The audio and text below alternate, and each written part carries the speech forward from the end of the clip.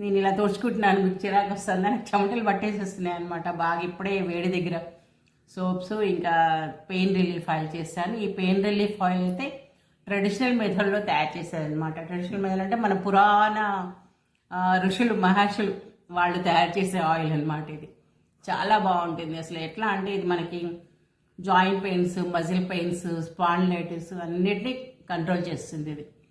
So okay, anyhow, so ఈ రోజుకైతే ఒక work చేద్దామని వచ్చాను, ఇంకో వర్క్లో పడిపోయాను. ఎందుకంటే మనకి అప్పుడప్పుడు అర్జెంట్ ఆర్డర్స్ ఉంటాయి.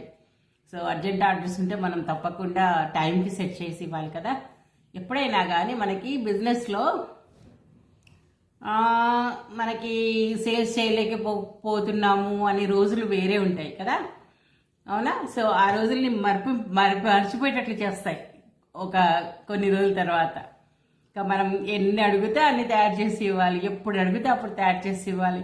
ఎంత రిక్వెస్ట్ చేసినా వాళ్ళ అవసరాలు మాత్రం ఇమీడియట్లీనే ఉంటాయి, గుర్తుపెట్టుకోండి అది, ఓకేనా?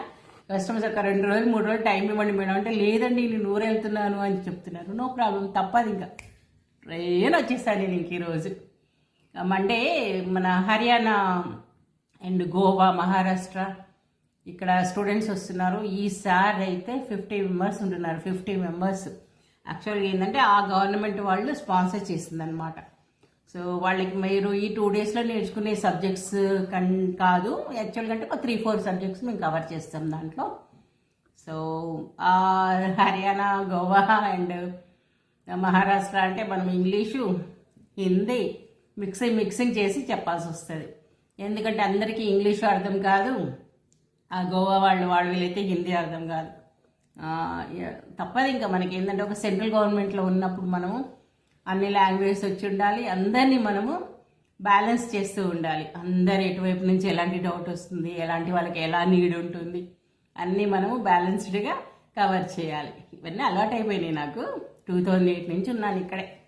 సో ఇంక కొత్త సబ్జెక్ట్ కదా, సో మీరు ఎక్కడో చూస్ చేస్తుంటారు, ఎక్కడో తెలుసుకొని చేస్తూ ఉంటారు. అలా కాకుండా ఇక్కడ మనం ఇలా కాదు అలా కాదని సెట్ చేసి చెప్తాం కదా. సో ఓకే, సో మీరు తయారు చేసి మళ్ళీ నాకు డౌట్స్ కూడా క్లారిఫై చేసుకోండి. Okay, 7th and 8th September రావాల్సిన వాళ్ళు ఇమీడియట్లీ రిజిస్ట్రేషన్ చేసుకోండి, ఓకేనా? 1000 రూపీస్ పే చేసి రిజిస్ట్రేషన్ చేసేసుకుంటే 7th మార్నింగ్ వచ్చినప్పుడు మిగతా అమౌంట్ పే చేసేయచ్చు. మీకు చక్కగా నోట్స్ ఇస్తాము, క్లాసు ప్రాక్టికల్గా చూపిస్తాము, 4కి 4 రకాల ఎక్స్ట్రానే మేము నేర్పిస్తాము ఇక్కడ, ఓకేనా? మీరు ప్రీవియస్ వీడియోస్, షార్ట్ వీడియోస్ చూస్తున్నారు కదా. సో